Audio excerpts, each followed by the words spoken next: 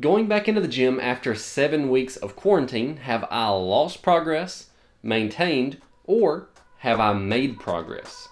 Let's find out.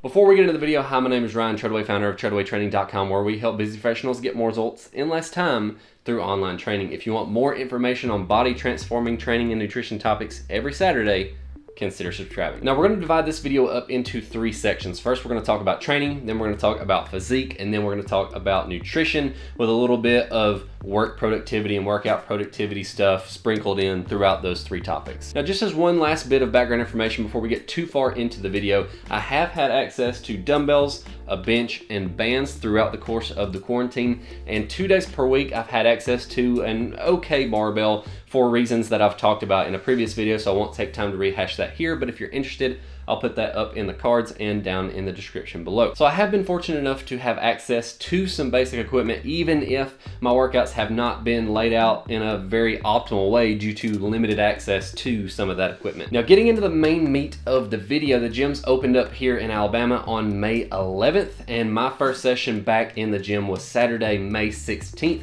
I'm currently going to be only going to the gym 1 day per week to limit my exposure just a bit. So of course, when I went into the gym the first time, the first thing that I wanted to do was see where I was at in terms of lifting in comparison to where I was when I had to leave the gym due to everything shutting down. The first lift I tested at the gym was the deadlift. So after warming up, I worked my way up to a conservative single. This definitely was not a max, but it was somewhat close, and I ended up working my way up to 455 for a single, like I said, and I definitely could have done at least another rep, so I definitely could have at least hit it for 2. I could have hit it for 3, but that might have been pushing it a little bit, and then that's pretty good. I'm pretty happy with that. The heaviest weight that I've hit since getting my back healthy again is 475, so that's pretty close. Just a tiny bit of a loss there, but I'm perfectly happy with that after 7 weeks of not being able to deadlift to the level that I would like to. Next, I tested the squat, and I was very conservative on this one because out of all of the compound lifts, if one of them is going to make me tweak my back again, if one of them is going to bother me a little bit, it's going to be the squat. So I did not want to chance it, especially after just having went pretty heavy on deadlift. Normally, I will actually separate those 2 lifts onto separate days. So with this, I just went up to a triple, and it was very, very conservative. Like I said, I ended up hitting 315 for 3, and I could have done it probably 7 times. So that's pretty good. I had really just started reintroducing heavy squats back into my program right before the shutdown happened. So I didn't really expect to see any loss there because I didn't have a ton of progress to lose to start with. So the squat was pretty much a wash. Then finally, it was time for bench. Now, out of the 3, this is the one that ended up exciting me the most. I worked my way up to a heavy single of 300, and it moved so easily. I know for a fact I could have gotten way more than I hit, but I still needed to back off and do my high rep work, so I didn't want to tire myself out too much. I ended up doing 245 for 10 for my bench rep work, and with most of my compound lifts, what I've been doing is a double progression model where I'll start at 3 sets of 8, and then over the course of 4 weeks, I'll work my way up to 3 sets of 10, and then once I hit 3 sets of 10, I'll back down to 3 sets of 8 again and increase the weight. Before I left the gym, I was at 3 sets of 8 with 235, and next week I'm actually gonna be doing 3 sets of 8 with 250.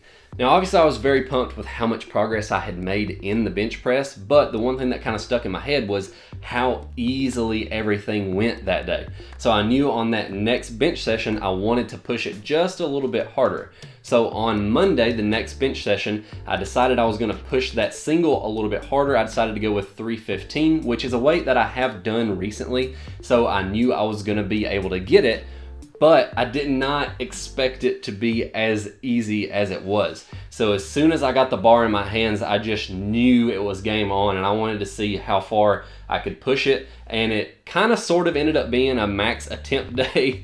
I did still, cut it off before it got too out of hand and backed off and did my rep work. But with 315 and how easily it moved, I knew I wanted to go for 325.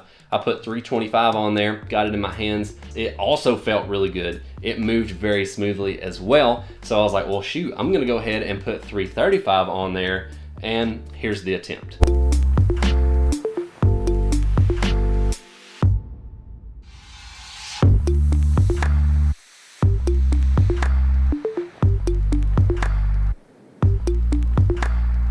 Now my butt did come off the bench a little bit, so that technically does not count, but I burned through a ton of energy getting that bar unracked.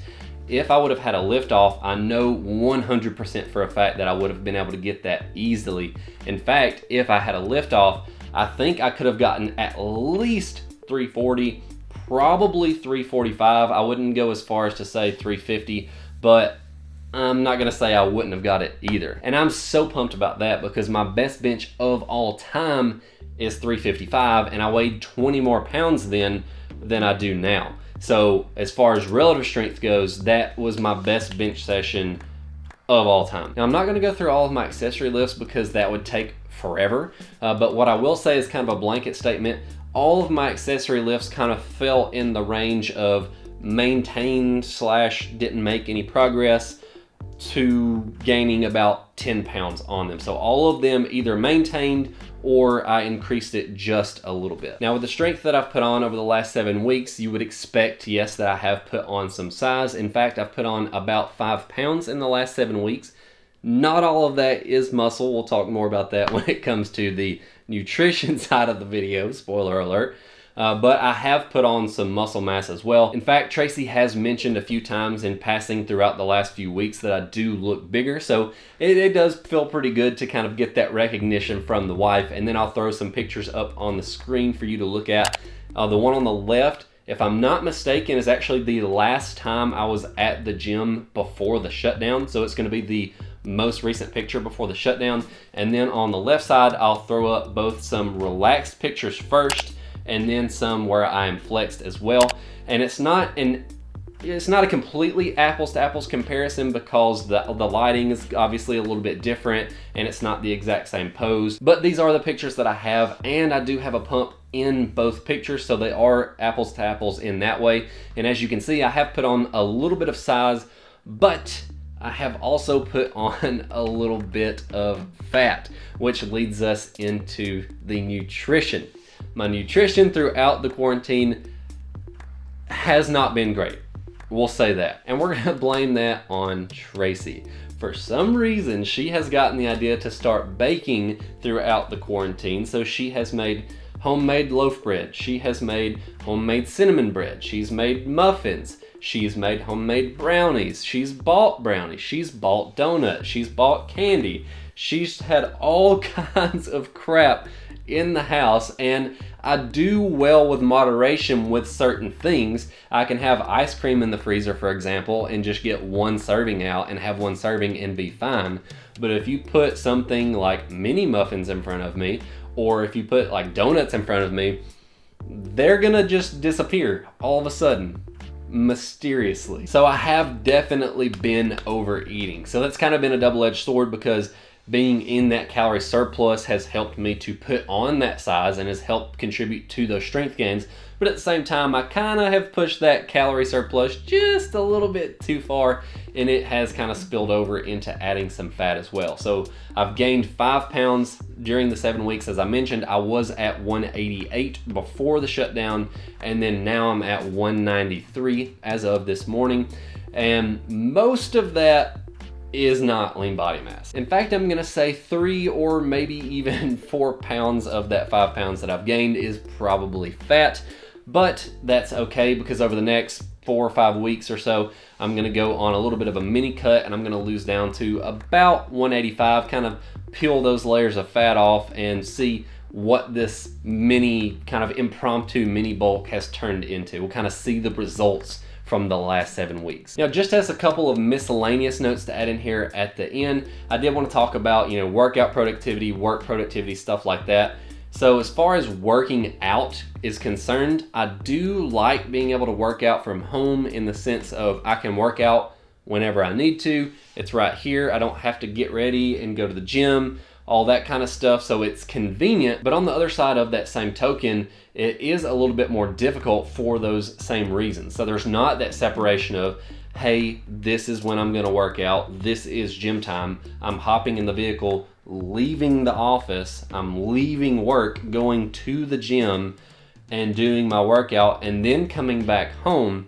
So when I'm sitting right here working out and my computer is right there, and I'm only, maybe an arm's length distance from the computer, if an email comes through from a client or a message comes through from a client, or I remember something that I forgot to do earlier in the day, or something like that, it's a lot harder to separate that. It's a lot harder to just ignore the email until after I finish my workout. It's easier to just be like, oh, well, I'm standing in front of my computer anyway, let me just answer that email real quick. Or, hey, I'm gonna sweep the floor in between sets because, oh, I see some dog hair, let me sweep that up real quick. So it's hard to separate, chores and work and gym, it's all one thing. And then another thing is, as you can see in the background right there, there's the TV, there's the living room. And so I'm normally working out about 4 or 5 in the afternoon, which is also when my wife is watching TV right there. So it's very easy for me to finish a set and then stand up, look out the door right there, watch the TV for a few minutes, and then before I know it, oh crap, it's been 7 or 8 minutes and I'm not done my next set. So that's kind of the downsides to working out from home. And it's kind of the same thing with work. So when I'm sitting in here and then, I hear something interesting on TV, I turn around and start watching the TV and I kind of lose my train of thought. And I know my wife is laughing as she's listening to this because she knows how easily distracted I am. So, it's kind of hard to separate all that stuff. Tracy being at home, her doing her own thing. She's in there watching TV sometimes because she doesn't have work right now. So all of that is just kind of a jumbled up mess, but that's just kind of some thoughts that I want to throw in here at the end. So the final take home message here is, even though I've not had all of the access to equipment that I've wanted, I've been able to make progress in some areas, and I've been able to at least maintain progress in most other areas. So just kind of applying that to you, even if you've not been able to have access to all the stuff that you've wanted to, your progress is not completely gone. You don't have to worry about that. In fact, some of my clients that were at home and didn't have weights at all, and I had them lifting water jugs, and I have one client that was actually bench pressing with a metal bar and 2 propane tanks. I had some creative solutions going on with some of my clients, and they definitely did not have an optimal setup, and they were still able to maintain progress. In fact, the guy that was lifting with the propane tanks, he was able to get his first squat session in the other day, and he said that everything felt just like normal. He didn't lose any progress at all, even though he wasn't able to go heavy over the past 7 weeks. So just as a little bit of reassurance for those of you who are still in a shutdown, don't worry, it's not the end of the world. You can do this, and you're gonna be fine when it comes to getting back in the gym. If you like the video, give it a thumbs up. If you hate it, give it a thumbs down. If you want more content just like this, consider subscribing, or you can check out one of the videos that will be up on the screen. You can also check us out on the Treadaway Training Blogcast. We're there every Sunday at 3 p.m. That's treadawaytraining.com/blog. As always, God bless you and your family, and we'll see you tomorrow.